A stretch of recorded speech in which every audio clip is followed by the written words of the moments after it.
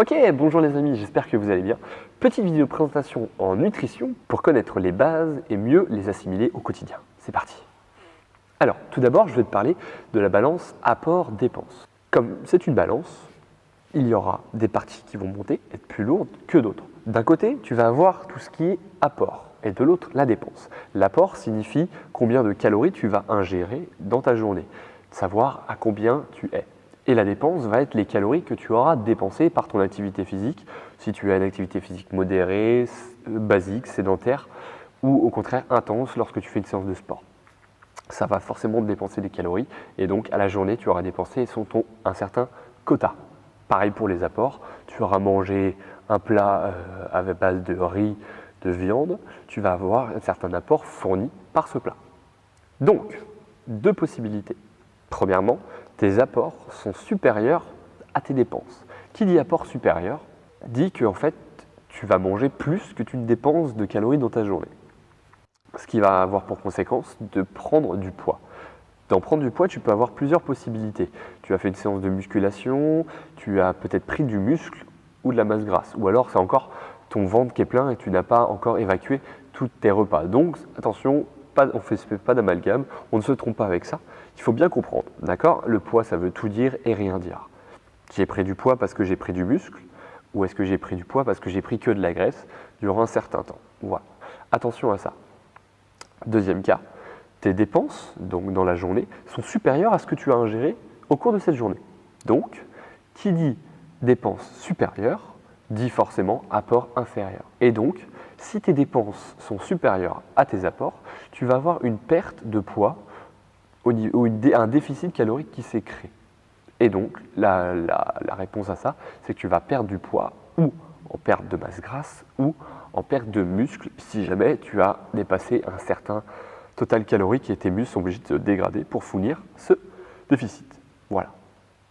Je vais te parler du rôle des protéines. Les protéines sont vraiment les briques, c'est les fondations, les piliers de ton corps. Tu les retrouves dans plusieurs parties de ton corps, les organes, les tissus, etc. etc. C'est vraiment un macro très important au niveau de ton corps. Les protéines sont vraiment essentielles à un bon fonctionnement de ton corps, au niveau structurel et au niveau santé et transmetteur d'informations génétiques. Ils ont un rôle important également au niveau de ta santé vitale, au niveau de ton fonctionnement biologique. Un individu moyen va consommer en moyenne 2 grammes par kilo de poids de corps de protéines, ça reste dans ses besoins, c'est ce qu'on conseille. 2 grammes, attention, tout dépend de son morphotype, donc ectomorphe, mésomorphe, endomorphe. Ces protéines sont composées d'acides aminés. Les acides aminés sont les parties des protéines. Les protéines sont en fait une grande chaîne et les acides aminés sont les morceaux de cette chaîne. En gros, imagine plusieurs personnes se tenant la main. Tu vas prendre chaque personne, ça va être ses acides aminés, et le tout, cette chaîne humaine, va former en fait ta protéine. Voilà, comment simplifier. Tu en retrouves 8 qui sont essentiels à ton corps, car ça veut dire que essentiel, tu n'en produis pas, donc tu en as besoin par la source d'aliments extérieurs quand tu vas manger. Et tu en retrouves également 12 autres qui sont non essentiels, ça veut dire que ton corps les produit déjà. Les glucides, c'est ce qui donne le plus d'énergie. Ça va être vraiment un substrat qui va servir à donner de l'énergie à ton corps. Il en existe de sortes. Malheureusement, la simplification de beaucoup de personnes font qu'aujourd'hui, on les appelle les sucres lents et les sucres rapides. C'est pas forcément ça, mais pour simplifier, ça ressemble à ça.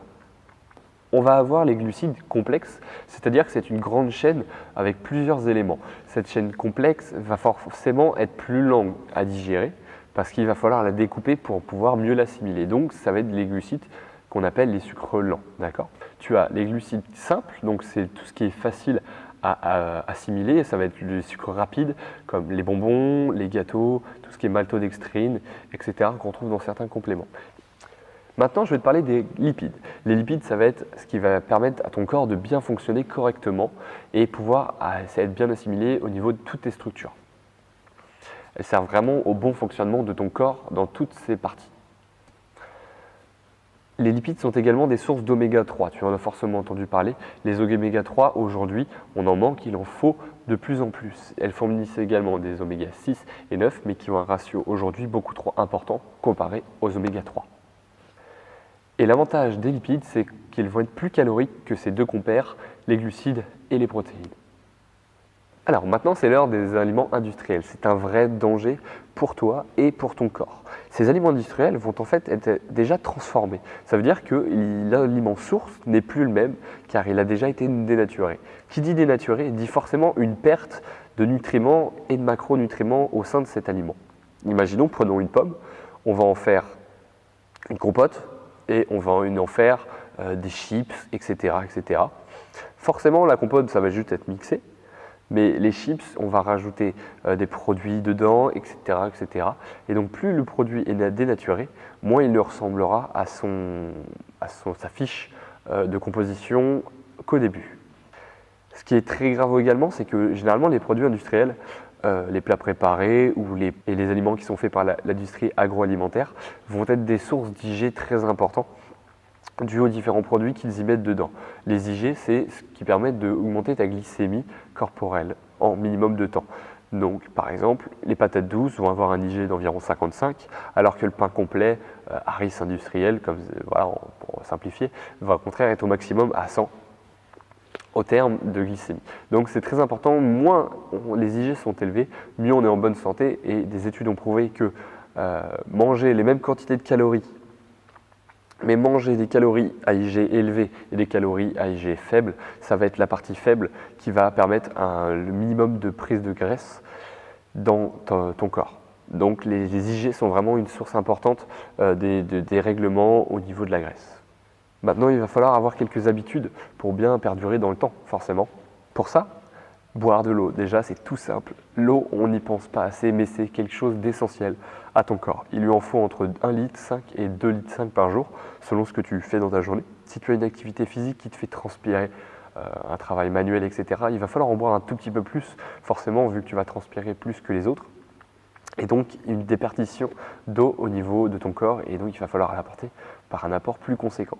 Quelqu'un qui fait 2 mètres et qui pèse 100 kg, comparé à une petite crevette qui fait 1,50 m pour 45 kg, va lui avoir moins besoin de boire d'eau parce qu'il a moins de tissus à alimenter comme partout. Attention, je ne lui dis pas qu'il ne doit pas boire moins de 2 litres, mais c'est important de boire plus quand on a une masse un peu plus supérieure.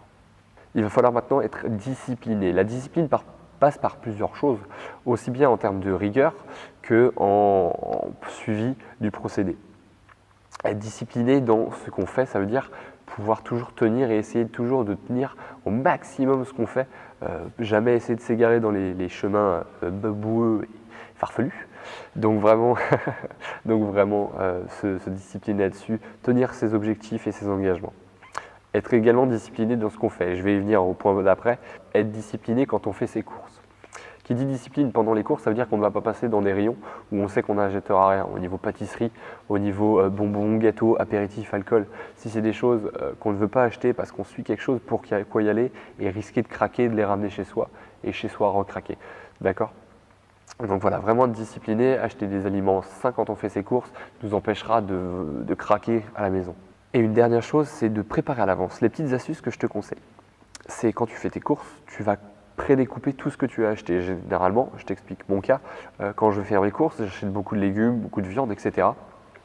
Donc en fait, je rentre chez moi et je prédécoupe tout. J'ai acheté une grande planche à découper, je mets tout dessus et je découpe tout et je mets tout dans des Tupperware différents. Les Tupperware au frigo, et quand je rentre et que je veux cuisiner, au lieu de déjà refaire ma bouffe, les couper, etc., je gagne déjà facilement 5-10 minutes rien qu'en faisant ça. Donc j'allume la poêle, je les mets dedans et c'est parti, ça cuit. Donc j'ai gagné 10 minutes déjà en préparation. Ça va aller plus vite et ça m'évitera d'aller commander des fast-food en chaîne rapide. Forcément, fast-food c'est rapide, donc ça évite de craquer. Voilà. Ok, bienvenue les amis, j'espère que vous allez bien. Bienvenue dans mon milieu avancé de nutrition pour mieux comprendre et pousser un petit peu plus les connaissances de base. A tout de suite.